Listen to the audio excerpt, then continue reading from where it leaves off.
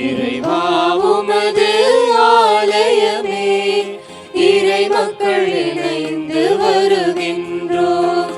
இறைவா உமது ஆலயமே, இறை மக்கள் இணைந்து வருகின்றோம். இறைவா உமது திருப்புகழை இதயங்கள் மகிழ்ந்து பாடுகின்றோம். இறைவா உமது திருப்புகழை இதயங்கள் மகிழ்ந்து பாடுகின்றோம்.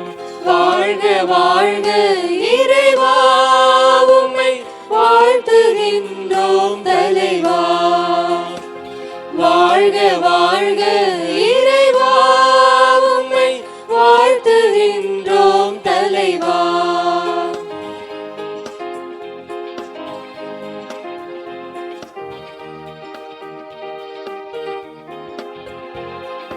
ஆண்டவரே உம் உறைவிடமோ எத்துணை அழகாயிருக்கின்றது.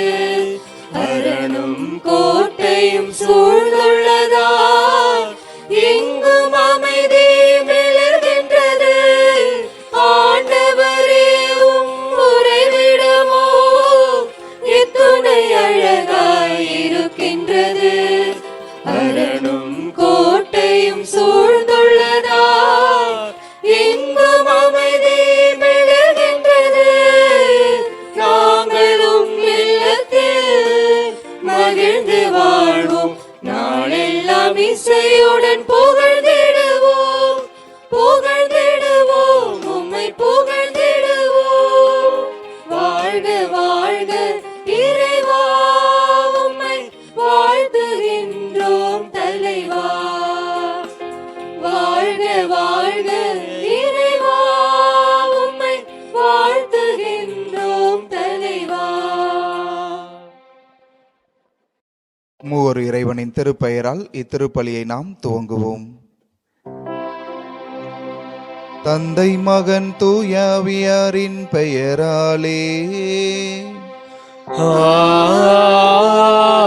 ஆமென். நம் ஆண்டவராகிய இயேசு கிறிஸ்துவின் அருளும் கடவுளின் அன்பும் தூயாவியாரின் நட்புறவும் உங்கள் அனைவரோடும் இருப்பதாக.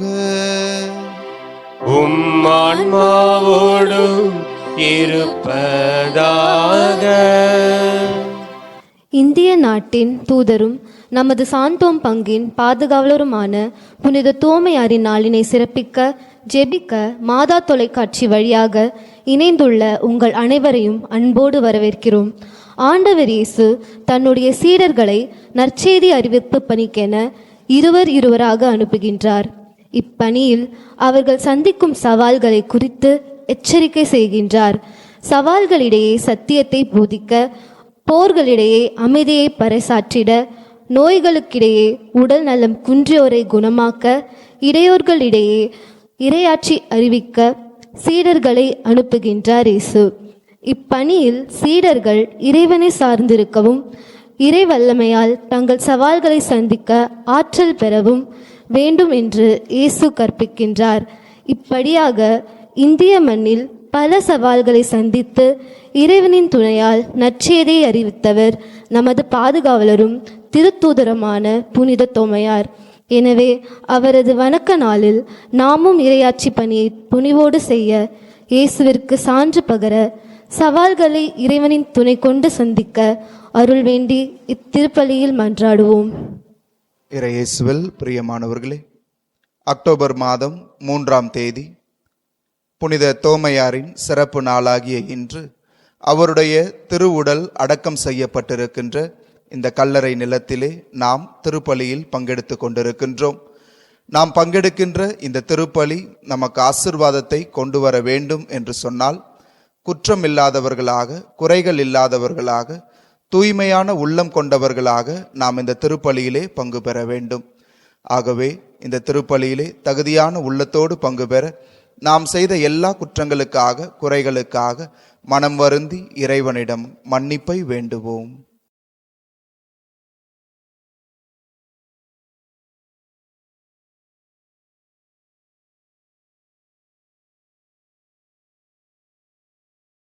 எல்லாம் வல்ல இறைவனிடமும் சகோதர சகோதரிகளே, உங்களிடமும் நான் பாவி என்று ஏற்றுக்கொள்கிறேன். ஏனெனில் என் சிந்தனையாலும் சொல்லாலும் செயலாலும் கடமையில் தவறியதாலும் பாவங்கள் பல செய்தேன். என் பாவமே, என் பாவமே, என் பெரும் பாவமே. ஆகையால் எப்பொழுதும் கன்னியான புனித மரியாளையும் வானதூதர் புனிதர் அனைவரையும் சகோதர சகோதரிகளே உங்களையும் நம் இறைவனாகிய ஆண்டவரிடம் எனக்காக வேண்டிக் கொள்ள மன்றாடுகிறேன். எல்லாம் வல்ல இறைவன் நம் மீது இரக்கம் வைத்து நம் பாவங்களை மன்னித்து நம்மை நிலையான நித்திய வாழ்வுக்கு அழைத்து செல்வாராக. ஆமென்.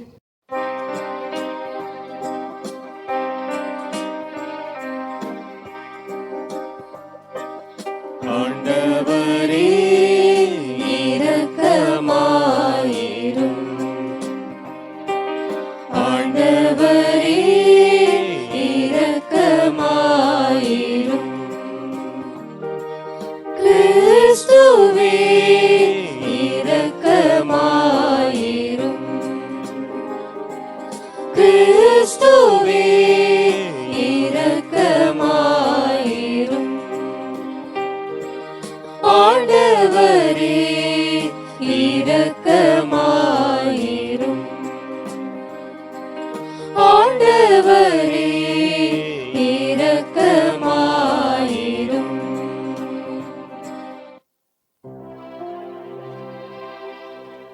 மன்றாடுவோமாக.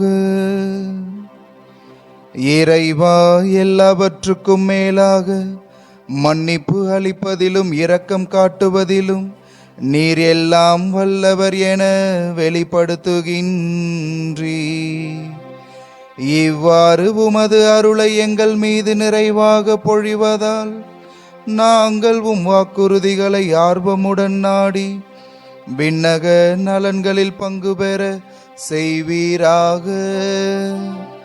உம்மோடு தூயாவியாரின் ஒன்றிப்பில் இறைவனாய் என்றென்றும் வாழ்ந்து ஆட்சி செய்கின்ற அவர் வழியாகவே உம்மை மன்றாடுகின்றோ.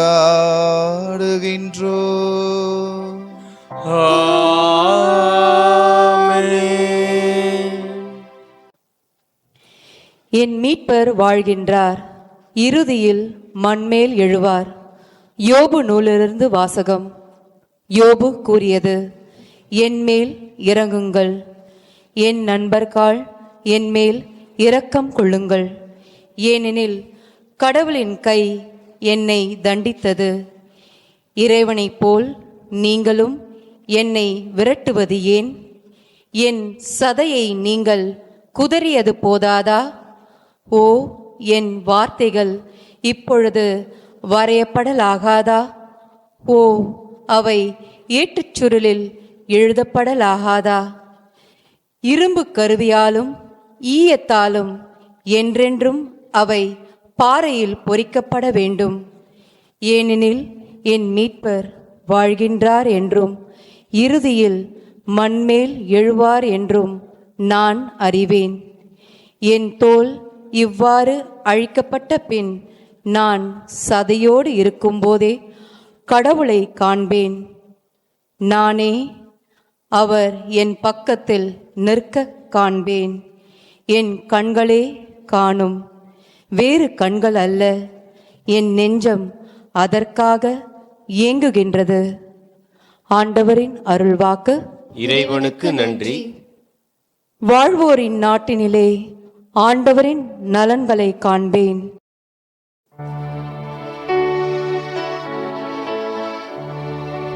வாழ்வோரின் நாட்டினிலே ஆண்டவரின் நலன்களை காண்பேன்.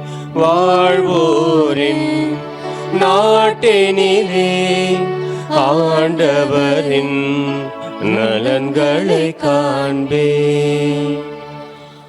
ஆண்டவரே, நான் மன்றாடும்போது என் குரலை கேட்டருளும். என் மீது இரக்கம் கொண்டு எனக்கு பதிலளித்தருளும். புறப்படு, அவரது முகத்தை நாடு என்றது என் உள்ளம். வாழ்வோரின் நாட்டினிலே ஆண்டவரின் நலன்களை காண்பேன்.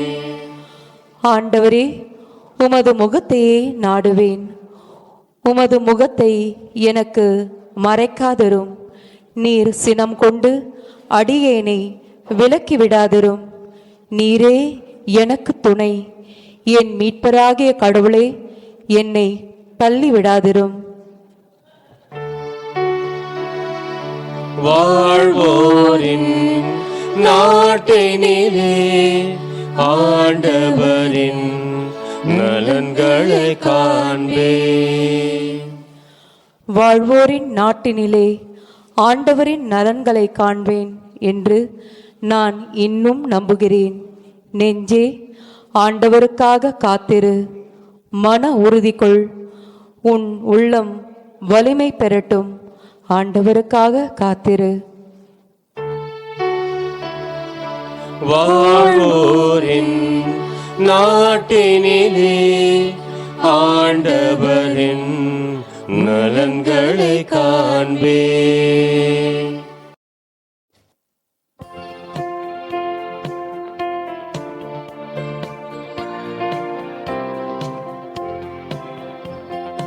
அல்லேலூயா, அல்லேலூயா, அல்லேலூயா, அல்லேலூயா, அல்லேலூயா, அல்லேலூயா, அல்லேலூயா, அல்லேலூயா. காலம் நிறைவேறிவிட்டது, இறையாட்சி நெருங்கி வந்து விட்டது. மனம் மாறி நற்செய்தியை நம்புங்கள். அல்லேலூயா, அல்லேலூயா, அல்லேலூயா, அல்லேலூயா.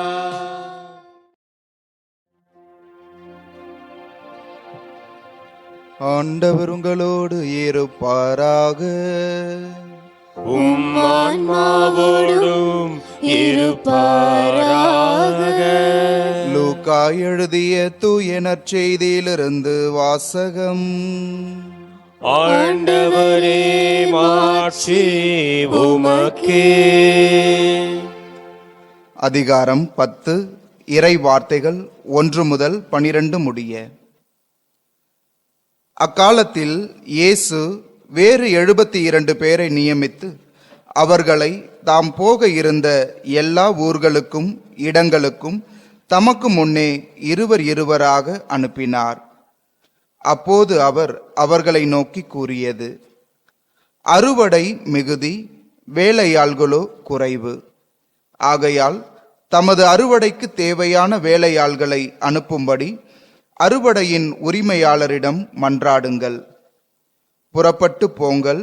ஓநாய்களிடையே ஆட்டுக்குட்டிகளை அனுப்புவதை போல உங்களை நான் அனுப்புகிறேன். பணப்பையோ வேறு பையோ மிதியடிகளோ எதுவும் நீங்கள் எடுத்துச் செல்ல வேண்டாம். வழியில் எவருக்கும் வணக்கம் செலுத்த வேண்டாம். நீங்கள் எந்த வீட்டுக்குள் சென்றாலும் இந்த வீட்டுக்கு அமைதி உண்டாகுக என முதலில் கூறுங்கள். அமைதியை விரும்புபவர் அங்கு இருந்தால் நீங்கள் வாழ்த்தி கூறிய அமைதி அவரிடம் தங்கும். இல்லாவிட்டால் அது உங்களிடமே திரும்பிவிடும்.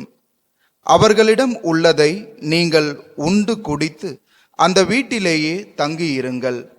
ஏனெனில் வேலையாளர் தம் கூலிக்கு உரிமை உடையவரே. வீடு வீடாய் செல்ல வேண்டாம். நீங்கள் செல்லும் ஊரில் உங்களை ஏற்றுக்கொண்டால் உங்களுக்கு பரிமாறுவதை உண்ணுங்கள். அங்கு உடல் நலம் குன்றியோரை குணமாக்கி இறையாட்சி அவர்களை நெருங்கி வந்துவிட்டது என சொல்லுங்கள். நீங்கள் செல்லும் ஊரில் உங்களை ஏற்றுக்கொள்ளாவிட்டால் அதன் வீதிகளில் சென்று எங்கள் கால்களில் ஒட்டியுள்ள உங்கள் ஊர் தூசியையும் உங்களுக்கு எதிராக உதறிவிடுகிறோம். ஆயினும் இறையாட்சி நெருங்கி வந்துவிட்டது என்பதை அறிந்து கொள்ளுங்கள் என சொல்லுங்கள். அந்த நாளில் அவ்வூர் பெரும் தண்டனை சோதோம் நகரினர் பெரும் தண்டனையை விட கடினமாகவே இருக்கும் என உங்களுக்கு சொல்லுகிறேன் என்றார். ஆண்டவரின் அருள்வாக்கு. கிறிஸ்துவே உமக்கு புகழ். இறையேசுவில் பிரியமானவர்களே, ஐக்கிய நாடுகள் சபையினர் UNO, இந்த சபையினருடைய அன்றாட ஜெபம் ஒன்று உள்ளது. அந்த ஜெபம் இவ்வாறு செல்கிறது: ஆண்டவரே, அண்ட சராசரங்களை விட எங்கள் பூமி மிகச்சிறிய ஒரு கோள்தான். இதனை போர்க்களமாக நாங்கள் மாற்றாதிருப்போமாக. பசியினாலும் பட்டினியினாலும் வாடும் இடமாக இதனை நாங்கள் மாற்றாதிருப்போமாக. இனம், மொழி, நிறம் மற்றும் கருத்து வேறுபாடுகள் காரணமாக பிரிவினைக்கான இடமாக இதனை நாங்கள் மாற்றாதிருப்போமாக. இந்த நல்ல பணியை இன்றே துவங்க எங்களுக்கு தைரியத்தை தாரும். அதனால் எங்கள் பிள்ளைகளும் பேர பிள்ளைகளும் மனித மாண்பினை பெற்று பெருமையுடன் வாழ்வார்களாக. இந்த ஜெபத்தை ஐக்கிய நாடுகள் சபையினர் ஒவ்வொரு நாளும் ஜெபிக்கின்றனர். ஏன் இந்த ஜெபம் இயற்றப்பட்டது, ஏன் ஐக்கிய நாடுகள் சபை தோற்றுவிக்கப்பட்டது அப்படின்னு சொல்லி பார்த்தோம் சொன்னா, அது 1945 வருடம் டாக்டர் ராபர்ட் ஓப்பன்ஹெய்மர், இந்த ஆராய்ச்சியாளர் அணுகுண்டை கண்டுபிடித்திருந்த ஒரு தருணம் தயாராக இருந்தது. மனிதனுடைய ஒற்றை சொல்லுக்காக அந்த அணுகுண்டு வெடிக்க காத்திருந்தது. அமெரிக்க நாடாளுமன்றத்திலே அதன் உறுப்பினர்கள் எல்லாம் ஒன்று சேர்ந்தார்கள். டாக்டர் ஓப்பன்ஹெய்மர் அந்த நாடாளுமன்ற நிகழ்விலே உரையாற்ற இந்த அணுகுண்டினுடைய தாக்கத்தை பற்றி, அதனுடைய தன்மைகளை பற்றி, அது ஏற்படுத்தக்கூடிய பாதிப்பை பற்றி உரையாற்ற அழைக்கப்பட்டிருந்தார். டாக்டர் ஹெய்மர் நிறைய அவற்றை பற்றி விலாவரியாக ரொம்ப தெளிவாக அங்க இருக்கிற எல்லா உறுப்பினர்களும் புரிந்து கொள்ளும்படியாக அதனுடைய தன்மைகளை, அதனுடைய பாதிப்புகளை எடுத்து கூறினார். எல்லாம் முடிஞ்சதுக்கு அப்புறம் ஒவ்வொரு உறுப்பினர்களும் தங்களிடம் இருந்த கேள்விகளை, அவங்களுக்கு இருந்த அந்த டவுட்ஸ் எல்லாம் கிளாரிஃபை பண்ண ஆரம்பிச்சாங்க. ஒவ்வொருவராக கேட்ட கேள்விகளுக்கெல்லாம் மிக பொறுமையாக அவர் பதில் கூறிக்கொண்டிருந்தார்.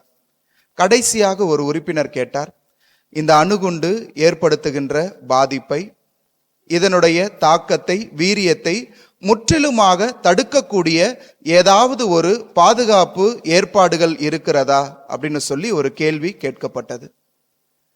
இந்த கேள்வி கேட்ட உடனேயே ஹெய்மர் சொன்னாரு, நிச்சயமாக இருக்கிறது அப்படின்னு சொன்னார். எல்லாருடைய கண்களும் அவரையே உற்று நோக்கின. அவர் என்ன சொல்ல போறாரு, என்ன ஒரு பாதுகாப்பு, ஏன்னா இவ்வளவு மோசமான ஒரு விபத்தை, ஒரு பாதிப்பை ஏற்படுத்துன்னு சொன்னா இதையும் தடுக்கக்கூடிய ஒரு காரணி, ஒரு கருவி இருக்கு, அல்லது ஏதாவது ஒரு செயல் இருக்கு என்று சொன்னால் அது என்ன அப்படின்றதை தெரிந்து கொள்ள எல்லோரும் அவரையே உற்று நோக்கினார்கள். அப்ப டாக்டர் ஹெய்மர் சொன்னாரா, சமாதானம்தான் இந்த பாதிப்பை தடுக்கக்கூடிய ஒரே கருவி. 2 நாடுகளும் சமாதானமாக செல்கிறோம் என்று ஒத்துக்கொண்டால் இவ்வளவு பெரிய பாதிப்பை மிக எளிதாக நிறுத்திவிடலாம் என்று சொன்னாராம். அன்புக்குரியவர்களே, அந்த நாடாளுமன்ற உறுப்பினர்கள் சரி என்று சொன்னதனால 1945 ஆண்டு ஆகஸ்ட் மாதம் 6ஆம் தேதி ஹீரோஷிமாவில் லிட்டில் பாய் என்கிற அணுகுண்டு வீசப்பட்டது. பல்லாயிரக்கணக்கான மக்கள் நொடி பொழுதில் இறந்து போனார்கள். அதனோடு 3 நாட்கள் கழித்து ஆகஸ்ட் மாதம் 9ஆம் தேதி நாகசாகியில் இதே போல பேட்மேன் என்கிற அடுத்த அணுகுண்டு வீசப்பட்டது. பல்லாயிரக்கணக்கான மக்கள் நொடி பொழுதில் இறந்து போனர். இவ்வாறு மிகப்பெரிய ஒரு பேரழிவு ஏற்பட்டவுடனே அதுவரைக்கும் வானொலியில் பேசாதிருந்த ஜப்பான் நாட்டு மன்னர் பேச ஆரம்பிக்கின்றார். தோல்வியை நாம் ஒருபோதும் ஏற்றுக்கொள்வதில்லை. நம்முடைய மனம் தோல்வியோடு ஒருபோதும் சமரசம் செய்து கொள்ளாது. ஆனால் இந்த நேரத்தில் நேரமும் சூழலும் நமக்கு எதிராக இருப்பதனால நாம் ஏற்றுக்கொள்ள விரும்பாத தோல்வியை நாம் ஏற்றுக்கொண்டுதான் ஆக வேண்டும் என்று சொல்லி போர் நிறுத்தத்தை கொண்டு வருகின்றார். 2ஆம் உலகப் போர் முடிவுக்கு வருகிறது. இறையேசுவில் பிரியமானவர்களே, இதற்கு பின்பாக இதை போல ஒரு மிகப்பெரிய போர் இந்த உலகில் ஏற்படக்கூடாது என அதை தடுப்பதற்காகத்தான் இந்த UNO ஐக்கிய நாடுகள் சபை ஏற்படுத்தப்பட்டது. அன்புக்குரியவர்களே, நாம் வாழுகின்ற இந்த காலகட்டத்தில் கூட எத்தனையோ போர்களை நாம் பார்த்திருக்கின்றோம். ஒசாமா அவரை அழிக்க வேண்டும் என்று ஆப்கானிஸ்தான் மீது அமெரிக்கா தொடுத்த போர், ஈரான், ஈராக் இந்த நாடுகளுக்கு இடையேயான போர், தற்போது இஸ்ரேல் பாலஸ்தீனம், இஸ்ரேல் லெபனோன் இந்த நாடுகளுக்கு இடையே இருக்கின்ற போர், இதை போன்ற எத்தனையோ போர்கள், ரஷ்ய உக்ரைன் போர், இவையெல்லாம் நாம் வாழுகின்ற இந்த சம காலகட்டத்தில் நடந்து கொண்டிருக்கின்ற போர்களாக இருக்கின்றன. இது இல்லாமல் நாட்டுக்குள்ளேயே நடக்கின்ற கலவரங்கள், இராணுவ புரட்சியினால் சமீபத்தில் வங்க தேசத்தில் ஏற்படுத்தப்பட்ட இராணுவ ஆட்சி, மியான்மரில் ஏற்படுத்தப்பட்ட இராணுவ ஆட்சி, பாகிஸ்தானில் அவ்வப்போது ஏற்படுகின்ற இராணுவ ஆட்சிகள், இது போன்ற எத்தனையோ உள்நாட்டு கலவரங்களும் உள்நாட்டிலே மக்கள் அமைதியின்றி வாழக்கூடிய சூழல்களும் நடந்து கொண்டிருக்கின்றன. நம்முடைய இந்திய தேசத்தில் பார்த்தாலும் கூட நக்சல் போன்ற அமைப்புகள் தங்களுடைய உரிமைக்காக போராடுகிறோம் என்று சொல்லி அவ்வப்போது நடத்துகின்ற தாக்குதல்களை நாம் அறிந்திருக்கின்றோம். அன்புக்குரியவர்களே, இது நாடுகள் அளவில் நடந்தால் கூட குடும்பத்திலும் இன்றும் பல போர்கள் நடந்து கொண்டிருக்கின்றன. கணவன் மனைவிக்கு இடையேயான போர். செய்தித்தாளில் பார்த்தேன், 80 வயது கணவனும் 75 வயது மனைவிக்கும் விவாகரத்து வேண்டும் என்று சொல்லி நீதிமன்றத்தில் நடத்துகின்ற சட்ட போராட்டம். முதிர் வயது உடையவர்கள் அவர்கள் பிரிய வேண்டும் என்று ஆசைப்பட்டு அவர்கள் பிரிய வேண்டும் என்று முடிவு செய்து இந்த வயதில் நீதிமன்றத்தை நாடுகின்ற ஒரு நிலை. கணவன் மனைவி, பெற்றோர் பிள்ளைகள், பக்கத்து வீட்டுக்கும் நம்ம வீட்டுக்கும் நடக்கின்ற பிரச்சனைகள், நம்முடைய உறவினர்களுக்கு இடையே நடக்கின்ற பிரச்சனைகள், அண்ணன் தம்பி, அக்கா தங்கச்சி இவர்களுக்கு இடையே நடைபெறுகின்ற இந்த பங்காளி சண்டைகள், இவையெல்லாம் நாம் வாழுகின்ற இந்த சமகாலத்தில் நாம் கண்களால் பார்க்கக்கூடிய பிரச்சனைகளாக, போர்களாக, அமைதியற்ற சூழல்களாக இருக்கின்றன.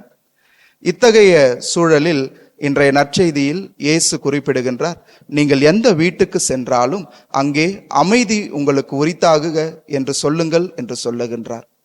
இயேசு அமைதியை ஏற்படுத்துபவராக, இயேசு எங்கு பிளவுகள் இருக்கிறதோ, பிரச்சனைகள் இருக்கிறதோ, எங்கு தனி மனித வாழ்வு மனித மாண்பு இன்றி தவிக்கின்றதோ அங்கு அவர்களுக்கு அமைதியை கொடுப்பவராகத்தான் இயேசுவினுடைய பிறப்பும் சரி, அவருடைய பணி வாழ்வும் சரி அமைந்திருந்தது. அன்புக்குரியவர்களே, இயேசு பிறந்த பொழுது வானதூதர்கள் அந்த நற்செய்தியை இடையர்களுக்கு அறிவிக்க சென்றார்கள்.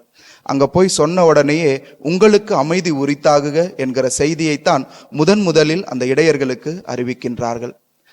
இயேசு உயிர்த்தெழுந்த பின்பும் சரி, தன்னுடைய சீடர்களுக்கு முதன்முறையாக காட்சி கொடுக்கிற பொழுது உங்களுக்கு அமைதி உரித்தாகுக என்று தான் கொண்டு வந்த அந்த அமைதியை அவர்களுக்கு நிறைவாக கொடுக்கின்றார். அதே சீடர்கள் இருவராக பணிக்கு செல்ல அனுப்புகின்ற பொழுதும் இயேசு அதே கட்டளையை கொடுக்கிறார். நீங்கள் எந்த ஊருக்கு சென்றாலும், எந்த இல்லத்திற்கு சென்றாலும் அந்த இல்லத்திற்கு அமைதி உரித்தாகுக என்று கூறுங்கள் என்று குறிப்பிடுகின்றார். அன்பார்ந்தவர்களே, என்றைக்கு பாவம் இந்த உலகில் நுழைந்ததோ முதலில் நாம் இழந்தது அமைதியை. ஆதாமும் ஏவாளும் பாவத்தில் விழுந்த பொழுது முதலில் அவர்கள் இழந்தது மன அமைதியை. அதனால்தான் இறைவனை கூட சந்திக்க முடியாமல் அவர்கள் மரத்தின் பின்பாக ஒளிந்து கொள்ளக்கூடிய ஒரு நிலைக்கு தள்ளப்படுகிறார்கள். எங்கே அமைதி இல்லையோ, எங்கே அன்பு இல்லையோ அங்கு போராட்டமும், அங்கு பழி வாங்கும் குணமும், அங்கு ரத்தம் சிந்துதலும் இயற்கையாக நடைபெறுகிற ஒன்றாக இருக்கிறது. அதை காயின், ஆபேல் இவர்களுடைய வாழ்க்கையில் நாம் அறிந்து கொள்ள முடியும். அதனாலதான் எங்க அன்பு இல்லையோ, எங்க அமைதி இல்லையோ அங்கு நிம்மதியான ஒரு வாழ்க்கை இல்லாத ஒரு நிலை இருக்கிறது. இன்றைக்கு நம் குடும்பங்களில் பலர் இந்த மாதிரியான பிரச்சனைகளை இன்று சந்தித்துக் கொண்டிருக்கின்றார்கள். அமைதி இல்லாத சூழல். இன்றைக்கு நாம் பெரும்பாலும் ஆலயத்திற்கு வந்து ஜெபிப்பது, இன்றைக்கு பெரும்பாலும் நாம் இறைவனை சந்திக்க வருவது, நம்முடைய ஜெபங்கள் எல்லாவற்றையும் அலசி பார்த்தால் அவற்றில் 90-95% நம்முடைய உள்ளத்திற்கும் சரி, நம்முடைய குடும்பத்திற்கும் சரி அமைதியை கடவுள் கொடுக்க வேண்டும் என்பதாகத்தான் இருக்கும். அன்புக்குரியவர்களே, இன்றைய முதல் வாசகத்துல யோபு பேசுகின்ற மொழிகள் நமக்கு கொடுக்கப்பட்டிருந்தன. யோபுவினுடைய நண்பர்கள் எல்லாம் அவருக்கு எதிராக பேசுகிற பொழுது, நீ கடவுளுக்கு எதிராக பேசிவிட்டு இந்த வாழ்க்கையை எவ்வளவு நாள் தான் இவ்வளவு போராட்டத்தோடு நீ கழிப்பாய், உன்னுடைய வாழ்க்கையை நிறுத்தி கொள்ள வேண்டியது தானே என்று பல நண்பர்கள் அவருக்கு உபதேசம் செய்த பொழுது யோபு சொல்லுகிறார், என்ன ஆனாலும் சரி இறைவனை நான் போற்றுவேன், இறைவனுடைய அன்புக்கு நான் பாத்திரமாக இருப்பேன் என்பது அவருடைய இன்றைய முதல் வாசகத்தில் கொடுக்கப்பட்ட வரிகளில் வெளிப்படுகிறது. நான் இந்த மண்ணோடு மண்ணா போனாலும், என்னுடைய தோல் அழிந்து போனாலும், என்னுடைய உடலில் சதை இருக்கும் பொழுதே நான் ஆண்டவரை காணுவேன், அவருடைய அன்பை நான் அறிந்து கொள்வேன் என்று யோபு வெளிப்படுத்துகிறார். அவர் மன அமைதியின்றி தவித்து கொண்டிருந்த அந்த சூழலில் அவருடைய வார்த்தைகள் இறைவனால் மட்டுமே எனக்கு அமைதியை கொடுக்க முடியும் என்பதை வெளிப்படுத்துவதாக அமைகின்றது. நற்செய்தியில இயேசு தன்னுடைய சீடர்களுக்கு நீங்க பேய்களை ஓட்டுங்கள், நோயாளர்களை குணப்படுத்துங்கள் என்று சொல்லிக் கொடுக்கின்ற அதிகாரங்கள் கூட எந்த ஒரு மனிதன் பேயினால் அவதிப்பட்டு கொண்டிருக்கின்றானோ, சாத்தானுடைய கட்டுக்களில் இருக்கின்றானோ, அவன் நிச்சயமாக மன அமைதியோடு வாழ்வது இயலாத ஒரு காரியமாக இருக்கிறது. நாம் நோயினால் துன்பப்பட்டு கொண்டிருக்கிற பொழுது, நம்முடைய உடல் முழுவதும் வேதனையில் இருக்கிற பொழுது நிச்சயமாக நம்முடைய மனம் அமைதியில் இருக்காது. இயேசு தன்னுடைய சீடர்களுக்கு கொடுக்கக்கூடிய அந்த அதிகாரம் கூட தனி மனித வாழ்விலே ஒவ்வொரு மனிதனும் தன்னுடைய வாழ்க்கையில் சந்திக்கின்ற அந்த போராட்டங்களிலிருந்து அவர்களுக்கு விடுதலை கொடுத்து அமைதியோடு அவர்கள் வாழச் செய்வதாகத்தான் இருக்கின்றது. அதனாலதான் இயேசு சொல்லுகிறார், அமைதியை அனைவருக்கும் கொடுங்கள் என்று சொல்லுகிறார். அன்புக்குரியவர்களே, இன்றைக்கு கடவுள் நமக்கு கொடுக்கின்ற கட்டளையும் அதுவாகத்தான் இருக்கிறது. நாம் கிறிஸ்தவர்களாக இருக்கின்றோம், கிறிஸ்து அவனாக, கிறிஸ்து அவளாக நாம் இருக்கின்றோம். நமக்கு இறைவன் கொடுக்கின்ற மிகப்பெரிய அழைப்பு, எவ்வாறு தன் சீடர்களை இருவராக அந்த 72 பேரையும் அனுப்பினாரோ, அதே போல கிறிஸ்தவர்களாகிய நம்மையும் இந்த உலகில் வாழ இறைவன் அழைக்கின்றார். அன்புக்குரியவர்களே, நாம் அமைதியை ஏற்படுத்துபவர்களாக, அமைதியின் தூதுவர்களாக வாழ அழைக்கப்பட்டிருக்கின்றோம்.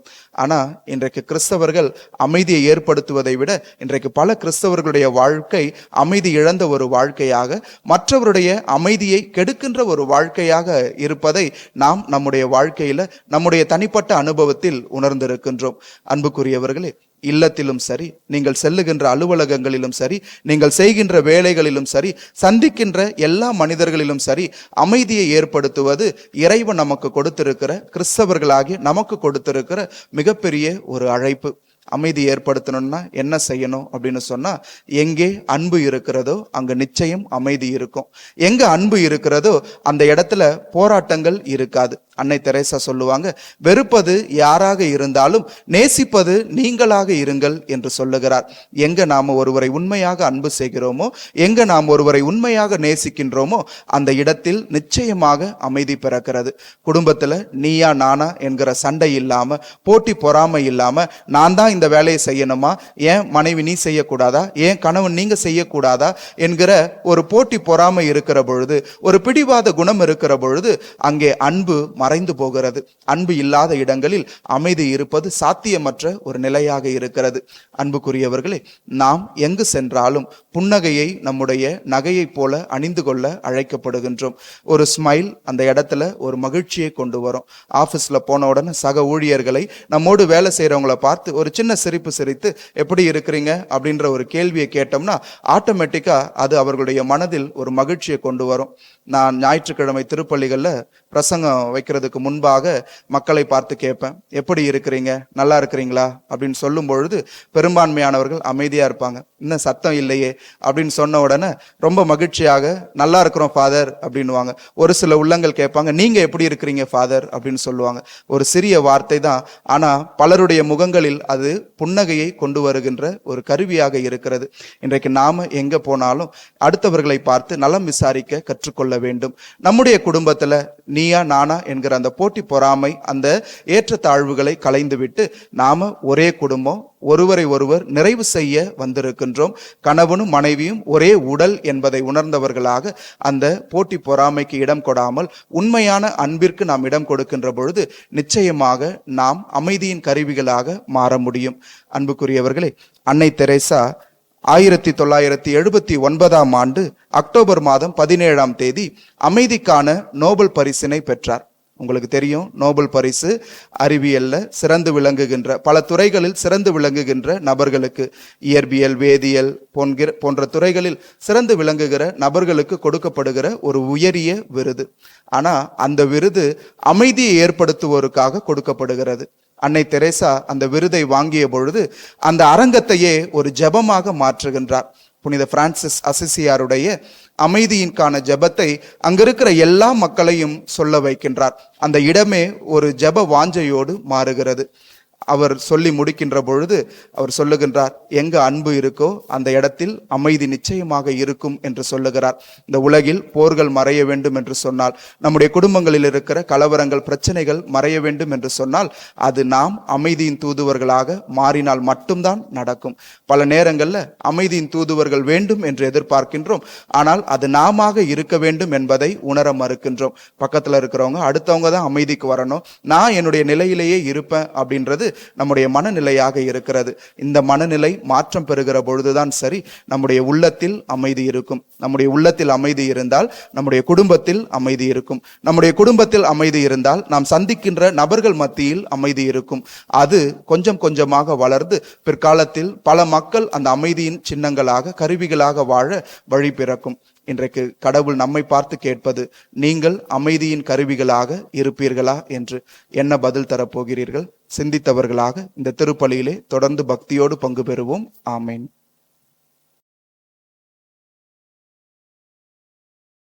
இந்த உலகிலும் நம்முடைய நாட்டிலும் நம்முடைய குடும்பத்திலும் நம்முடைய உள்ளங்களிலும் அமைதி பிறக்க, நம் குடும்பத்தில் நாம் சந்திக்கின்ற போராட்டங்கள் மறைந்து அன்பு மகிழ்ச்சியும் அமைதியும் நம்முடைய குடும்பங்களில் நிறைந்திருக்க தேவையான ஒவ்வொரு வரங்களையும் மன்றாட்டுக்களாக இறைவனுடைய பாதத்திலே சமர்ப்பிப்போம். திரு அவையை வழிநடத்தும் திரு அவை தலைவர்கள் அனைவரும் தங்கள் அழைப்பின் வழியாக பெற்றுக்கொண்ட ஞானம், சரியான புரிதல் ஆகியவற்றுடன் வாழ்ந்து தங்களிடம் ஒப்படைக்கப்பட்ட மக்களையும் ஞானத்தின் வழியில் நடத்தி செல்லும்படி அருளிட ஆண்டவரே உம்மை மன்றாடுகிறோம். ஆண்டவரே எங்கள் மன்றாட்டை கேட்டருளும். என் பொருட்டு மக்கள் உங்களை இகழ்ந்து துன்புறுத்தி உங்களை பற்றி இல்லாதவை பொல்லாதவையெல்லாம் சொல்லும்போது நீங்கள் பேறு பெற்றவர்களே என்று மொழிந்த இறைவா, உமது நற்செய்தியின் பொருட்டு துன்புறும் எல்லா நம்பிக்கையாளருக்காக ஜெபிக்கிறோம். இவர்களின் துன்பங்களில் நீர் துணையாக வாரும். உடல் காயங்களை ஆற்றும், சோர்வை போக்கி புத்துணர்வை தாரும்.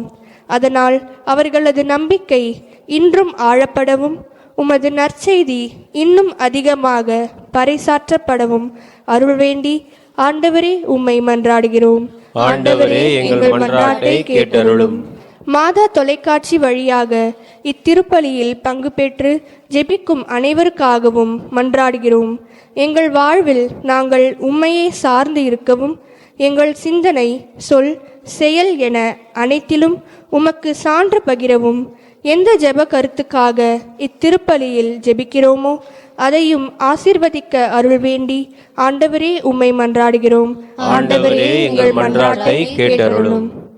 அறுவடை மிகுதி, வேலையாள்களோ குறைவு என்று மொழிந்த இறைவா, உமது இறையாட்சி பணியை தொடர்ந்து இம்மண்ணில் செய்திட தேவையான பலியாளர்களை அனுப்பும்படி உம்மிடம் மன்றாடுகிறோம்.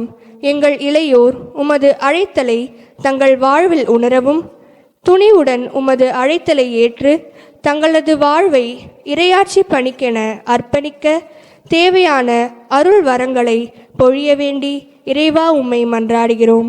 ஆண்டவரே எங்கள் மன்றாட்டை கேட்டருளும். நம் ஒவ்வொருவருடைய தனிப்பட்ட கருத்துக்களுக்காக, நம்முடைய குடும்ப தேவைகளுக்காக, நம்முடைய திரு அவையிலும் நாட்டிலும் அமைதி நிலவ இந்த நேரத்திலே உருக்கமாக ஜெபிப்போம். அன்பே உருவான இறைவா, இதோ இந்த நாளிலே புனித தோமாவின் புனித உடல் அடக்கம் செய்யப்பட்டிருக்கிற இந்த கல்லறை சிற்றாலயத்திலே, இந்த திருப்பலியிலே நான் பங்கெடுத்து கொண்டிருக்கிற இந்த வேளையில் நீர் என்னையும் எனது குடும்பத்தையும் எனது நாட்டையும் நிறைவாய் ஆசீர்வதிப்பீராக. அன்பு ஆண்டவரே, இதோ எங்கள் மனதில் இருக்கின்ற போராட்டங்கள், கலக்கங்கள், கணவன் மனைவி இடையே இருக்கின்ற பிரச்சனைகள், பெற்றோர் பிள்ளைகளிடையே இருக்கின்ற புரிந்து கொள்ள முடியாத சூழல்கள், இதோ அண்ணன் தம்பி உறவுகளுக்கிடையே இருக்கின்ற பிரச்சனைகள், இவை எல்லாவற்றையும் உம்முடைய திருப்பாதம் கொண்டு வருகிறோம் தகப்பனே. எங்கள் ஒவ்வொருவரையும் நீர் நிறைவாய் ஆசிர்வதிப்பீராக. அமைதியை அடுத்தவர்கள் எங்களுக்கு தர வேண்டும் என்கிற நிலையிலிருந்து மனநிலை மாற்றம் பெற்று நாங்கள் அந்த அமைதியின் கருவிகளாக இருப்போம் என்கிற அந்த மனநிலையை எங்களுக்கு நிறைவாய் தருவீராக. இதன் வழியாக எங்கள் ஒவ்வொருவருடைய குடும்பமும் அன்பின் குடும்பமாக, மகிழ்ச்சியின் குடும்பமாக, சமாதானத்தின் குடும்பமாக ஒவ்வொரு நாளும் வாழ வளர நீர் உதவி செய்வீராக. அன்பு ஆண்டவரே, இதோ வேலையின்றி இருப்போர், பல்வேறு எதிர்காலத்தை குறித்து கவலையில் இருப்போர் ஒவ்வொருவருக்காக இந்த நேரத்திலே ஜெபிக்கிறோம். ஆண்டவரே, நீர்தாமே மனம் விரும்புகின்ற அனைத்து காரியங்களையும் தருவீராக. திருப்பாடல் 24 வாசிப்பது போல உன் மனம் விரும்புவதை ஆண்டவர் உனக்கு அருள்வாராக, உன்னுடைய திட்டங்களை எல்லாம் நிறைவு செய்வாராக என்கிற வார்த்தையின்படி எங்கள் மனம் விரும்புகின்ற அனைத்து காரியங்களும் உமக்கு ஏற்றவையாக இருப்பின் அவை அனைத்தையும் விரைவில் எங்களுடைய வாழ்வில் நிறைவாக தருவீராக. அன்பு ஆண்டவரே, இதோ உடல் உள்ள நலத்திற்காக ஜெபிக்கின்ற ஒவ்வொரு உள்ளங்களுக்காக மன்றாடுகிறோம். நீர் அவர்களை தொட்டு உச்சந்தலை முதல் உள்ளம் கால் வரை உம்முடைய பிரசன்னத்தினால் நிரப்பி நல்ல உடல் உள்ள சுகத்தை கொடுத்து மன அமைதியோடு வாழக்கூடிய பாக்கியத்தை தாரும். ஆண்டவரே, பயணம் செல்வோர், வெளியிலே பயணிக்கின்ற ஒவ்வொருவரையும் இந்த நேரத்தில் உம்முடைய கரங்களில் ஒப்புக் கொடுக்கின்றோம். உம்முடைய காவல் தூதர்கள் அவர்கள் முன்னும் பின்னும் இடமும் வளமும் மேலும் கீழுமாக இருந்து எத்தீங்கும் அணுகாமல் எங்கள் ஒவ்வொருவரையும் பாதுகாத்து வழிநடத்தட்டும். ஆண்டவரே, நாங்கள் முன்னெடுக்கின்ற முயற்சிகள், குடும்பமாக அமர்ந்து பேசி எடுக்கின்ற எல்லா முடிவுகளையும் நீர் ஆசிர்வதித்து எங்களுக்கு ஞானத்தையும் வல்லமையும் தைரியத்தையும் கொடுத்து அவை அனைத்தையும் செயல்படுத்த தேவையான உத்வேகத்தை தந்து வழிநடத்துவீராக. இந்த மன்றாட்டுக்களை எல்லாம் எங்கள் ஆண்டவராகிய இயேசு கிறிஸ்துவின் வழியாக உம்மை மன்றாடுகின்றோம். ஆமென்.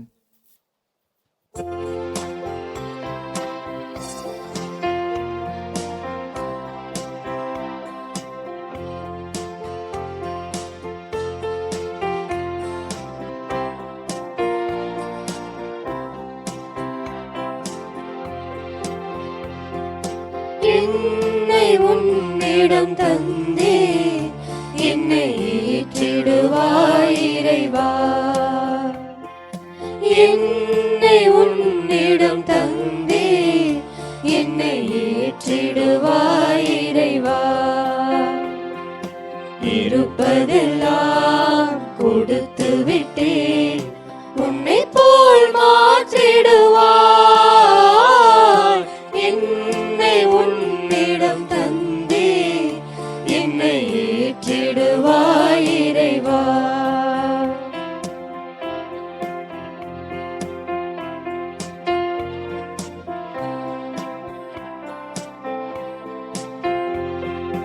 நொறுங்கிய உள்ளம் தருகின்றே, நிறைவினை காண விழைகின்றே. நொறுங்கிய உள்ளம் தருகின்றே, நிறைவினை காண விழைகின்றே. உன்னிடத்தில் சரணடைந்தே இனி எல்லாமும் நிறைவாகும். உன்னிடத்தில் சரணடைந்தே இனி எல்லாமும் நிறைவாகும். அதை உணர்ந்து கொண்டே நிறைவா. என்னை உன்னிடம் தந்தே என்னை ஏற்றிடுவாய் இறைவா.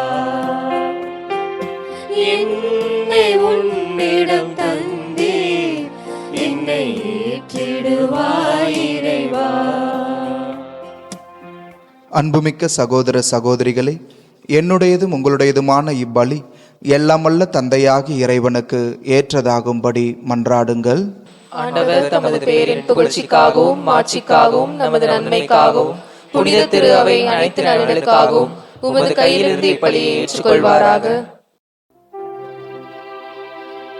இரக்கமுள்ள இறைவா, நாங்கள் அளிக்கும் இக்காணிக்கை உமக்கு ஏற்றதாக மாறிட உம்மை வேண்டுகின்றோ. அதனால் உமது ஆசி அனைத்தின் ஊற்று எங்களுக்கு திறக்கப்படுவதாக. நாங்கள் என்றும் உமது அன்பில் வாழ உமது ஆசிரை அருள்வீராக. எங்கள் ஆண்டவராகிய கிறிஸ்து வழியாக உம்மை மன்றாடுகின்றோ.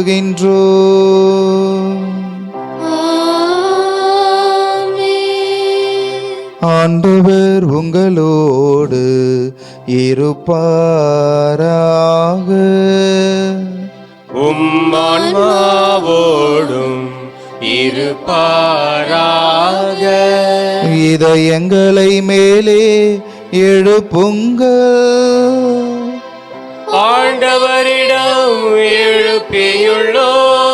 நம் இறைவனாகிய ஆண்டவராகிய ஆண்டவருக்கு நன்றி கூறுவோம். அது தகுதியும் நீதியும் ஆனது. ஆண்டவரே தூயவரான தந்தையே, என்றும் உள்ள எல்லாம் வல்ல இறைவா,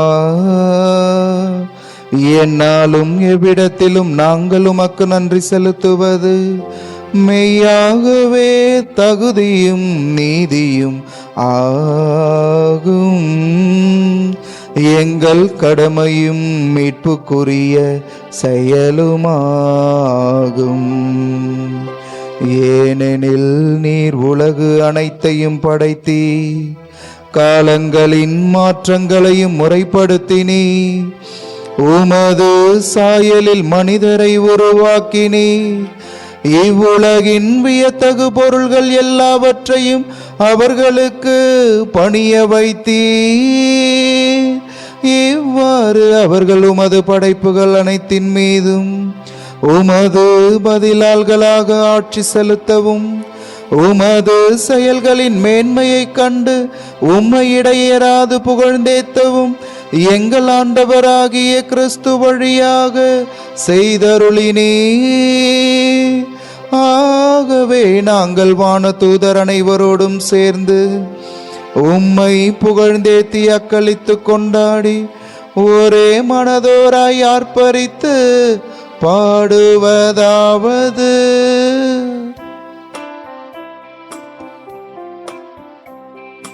தூயவர் தூயவர் தூயவர், வான்படைகளின் கடவுளாம் ஆண்டவர். விண்ணகமும் மண்ணகமும் உமது மாட்சியால் நிறைந்துள்ளன. உன்னதங்களிலே ஓசன்னா, உன்னதங்களிலே ஓசன்னா. ஆண்டவர் பெயரால் வருகிறவர் ஆசி பெற்றவர். உன்னதங்களிலே ஓசன்னா, உன்னதங்களிலே ஓசன்னா. ஆண்டவரே, நீர் மெய்யாகவே தூயவர், தூய்மை அனைத்திற்கும் ஊற்று. ஆகவே உம்முடைய ஆவியை பொழிந்து இக்காணிக்கைகளை தூய்மைப்படுத்த உம்மை வேண்டுகின்றோம். இவ்வாறு எங்கள் ஆண்டவர் இயேசு கிறிஸ்துவின் உடலும் இரத்தமுமாக எங்களுக்கு இவை மாறுவனவாக. அவர் பாடுபட உளம் கனிந்து தம்மை கையளித்த போது அப்பத்தை எடுத்து நன்றி செலுத்தி அதை பிட்டு தம் சீடர்களுக்கு அளித்து அவர் கூறியதாவது: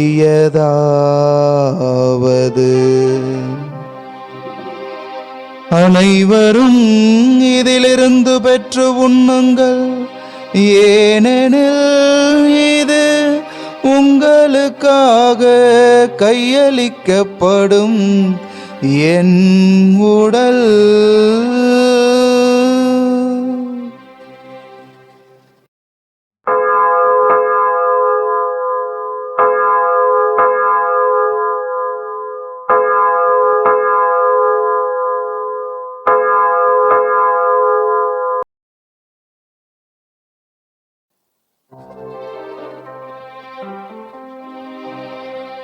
அவ்வண்ணமே இரவு விருந்தை அருந்திய பின் கிண்ணத்தையும் எடுத்து மீண்டும் உமக்கு நன்றி கூறி தம் சீடர்களுக்கு அளித்து அவர் கூறியதாவது: அனைவரும் இதிலிருந்து பெற்று பருகுங்கள், ஏனெனில் இது புதிய நிலையான உடன்படிக்கைக்கு உரிய என் இரத்தத்தின் கிண்ணம். இது பாவ மன்னிப்புக்கென்று உங்களுக்காகவும் பலருக்காகவும் சிந்தப்படும். இதை என் நினைவாக செய்யுங்கள். இதை என் நினைவாக செய்யுங்கள்.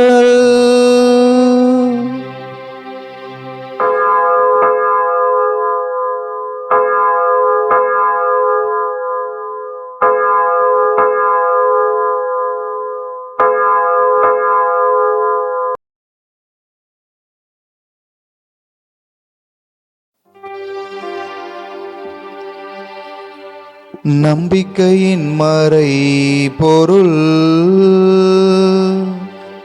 ஆண்டவரே, நீ வருமளவும் உமது இறப்பினை அறிக்கையிடுகின்றோம், உமது உயிர்ப்பினையும் எடுத்துரைக்கின்றோம்.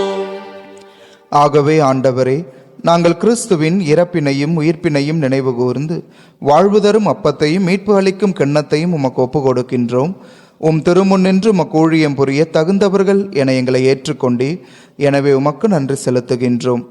மேலும் கிறிஸ்துவின் உடலிலும் இரத்தத்திலும் பங்கு கொள்ளும் எங்களை தூய ஆவியார் ஒன்று சேர்க்க வேண்டுமென உம்மை தாழ்மையுடன் மன்றாடுகின்றோம். ஆண்டவரே, உலகெங்கும் பரவியிருக்கும் அது திரு அவையை நினைவு கூர்ந்தருளும். எங்கள் திருத்தந்தை பிரான்சிஸ், எங்கள் பேராயர் ஜார்ஜ் ஆண்டகை, எல்லா திருநிலையினர் ஆகிய அனைவரோடும் உமது திரு அவை அன்பில் நிறைவு பெறச் செய்தருளும். உயிர்த்தெழும் எதிர்நோக்குடன் துயில் கொள்ளும் எங்கள் சகோதரர் சகோதரிகளையும் இறந்தோர் அனைவரையும் இரக்கத்துடன் நினைவு கூர்ந்து உமது திருமுக ஒளியினுள் ஏற்றருளும். எங்கள் அனைவர் மீதும் இரக்கமாயிரும். கடவுளின் கன்னித்தாயான புனித மரியா, அவருடைய கணவரான புனித யோசேப்பு, மண்ணின் திருத்தூதர் புனித தோமா, ஏனைய திருத்தூதர்கள், இவ்வுலகில் உமக்கு உகந்தவராய் இருந்தோர் ஆகிய புனிதர் அனைவருடனும் நாங்கள் நிலை வாழ்வில் பங்கு கொள்ளும் தகுதி பெற்று திருமகன் இயேசு கிறிஸ்து வழியாக உம்மை புகழ்ந்தேத்தும் வரமருள உம்மை மன்றாடுகின்றோம்.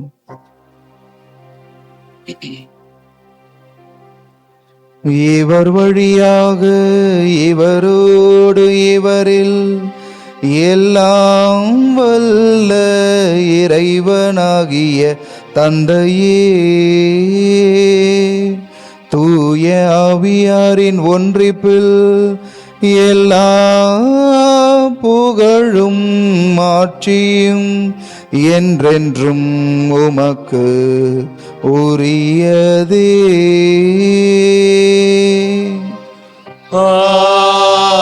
ஆமென், ஆமென், ஆமென்.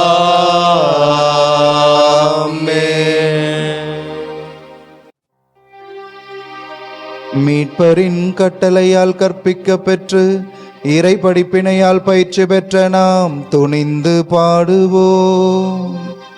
விண்ணுலகில் இருக்கின்ற எங்கள் தந்தையே, உமது பெயர் தூயது என போற்ற பெருக, உமது ஆட்சி வருக, உமது திருவுளம் விண்ணுலகில் நிறைவேறுவது போல மண்ணுலகிலும் நிறைவேறுக. எங்கள் அன்றாட உணவை இன்று எங்களுக்கு தாரும். எங்களுக்கு எதிராக குற்றம் செய்வோரை நாங்கள் மன்னிப்பது போல எங்கள் குற்றங்களை மன்னியும். எங்களை சோதனைக்கு உட்படுத்தாதையும், தீமையிலிருந்து எங்களை விடுவித்தருளும். ஆண்டவரே, தீமை அனைத்திலும் இருந்து எங்களை விடுவித்து எங்கள் வாழ்நாளில் அமைதியை கனிவுடன் அருள உம்மை மன்றாடுகின்றோ. உமது இரக்கத்தின் உதவியால் நாங்கள் பாவத்திலிருந்து எப்போதும் விடுதலை பெற்று யாதொரு கலக்கமுமின்றி நலமாயிருப்போமாக. நாங்கள் எதிர்நோக்கி இருக்கும் பேரின்பத்திற்காகவும் எம் மீட்பராகிய இயேசு கிறிஸ்துவின் வருகைக்காகவும் காத்திருக்கின்றோ. ஏனெனில் ஆட்சியும் வல்லமையும் மாட்சியும் என்றென்றும் உமதே. ஆண்டவரே இயேசு கிறிஸ்துவே, அமைதியை உங்களுக்கு விட்டு செல்லுகிறேன், என் அமைதியையே உங்களுக்கு அளிக்கிறேன் என்று உமது திருத்தூதர்களுக்கு மொழிந்தீரே.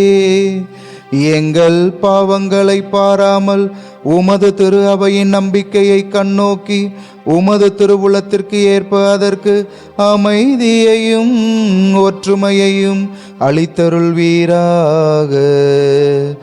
என்றென்றும் வாழ்ந்து ஆட்சி செய்கின்றவர் நீரே.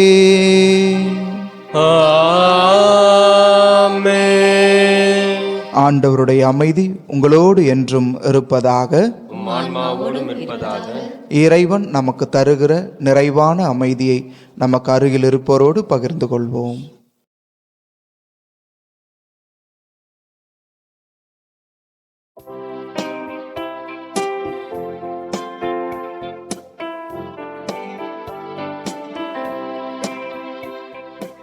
உலகின் பாவம் போக்கும் இறைவனின் செம்மறியே, எம்மேல் இரக்கம் வையும். உலகின் பாவம் போக்கும் இறைவனின் செம்மறியே, எம்மேல் இரக்கம் வையும். உலகின் பாவம் போக்கும் இறைவனின் செம்மறியே, எமக்கு அமைதி அருளும்.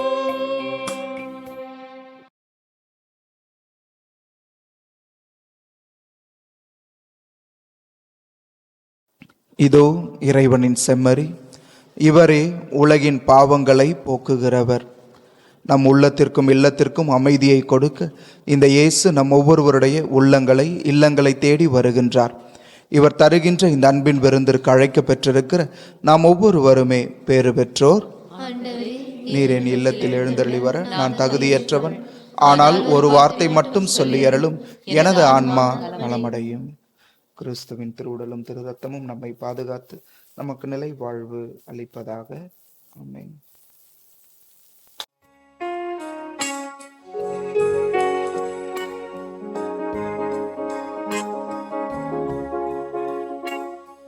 நெஞ்சத்தில் வா என் தெய்வமே, நீயாக நான் மாறவே.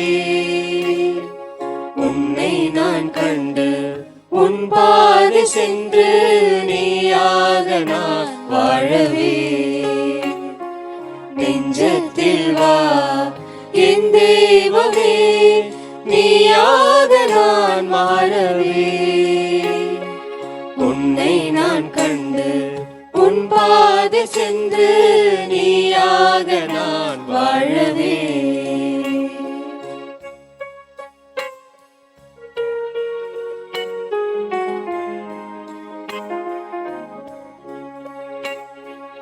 என்னுள்ளே நீ வந்து அமர்கின்ற நேரம் என் கண்கள் புது பார்வை காணும். என்னுள்ளே நீ வந்து அமர்கின்ற நேரம் என் கண்கள் புது பார்வை காணும். என்னில் நீ ஒன்றான நிலையான உறவே, புது வாழ்வு என்னை வந்து சூழும். எனில் வாழ்வது இனி நீ அல்லவா, எனில் வாழ்வது இனி நீ அல்லவா. உன் வாழ்வு எந்தன் வழி அல்லவா. நெஞ்சத்தில் வா என் தெய்வமே, நீயாக நான் மாறவே. உன்னை நான் கண்டு உன் பாதை சென்று நீயாக நான் வாழவே.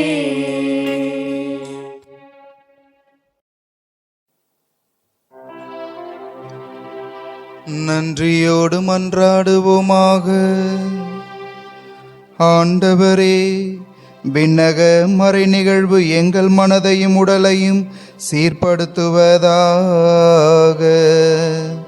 நாங்கள் கிறிஸ்துவின் இறப்பை அறிவிப்பதால் அவருடன் இணைந்து அவருடைய மாட்சியில் பங்கேற்பவர்களாக இருப்போமாக.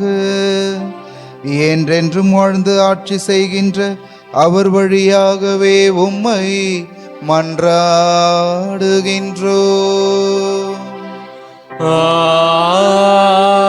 ஆமென்.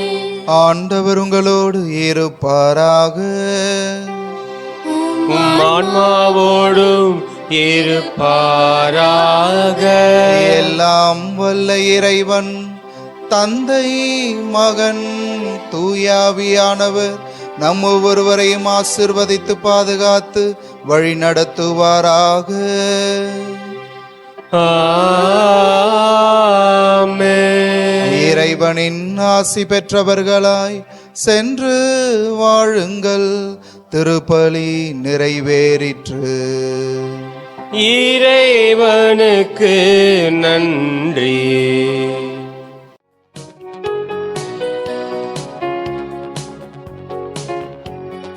இயேசுவின் சீடரே, தோமையே புனிதரே, இந்திய நாட்டின் காவலரே.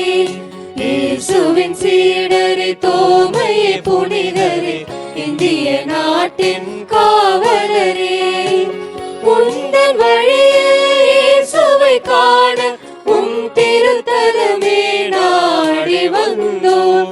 உந்தன் வழியில் இயேசுவை காண உம் திருத்தலமே நாடி வந்தோம். வாழ்த்தி போற்றுகிறோம், வரமே வேண்டுகிறோம். வாழ்க எங்கள் தோமையாரே, வாழ்த்தி போற்றுகிறோம்.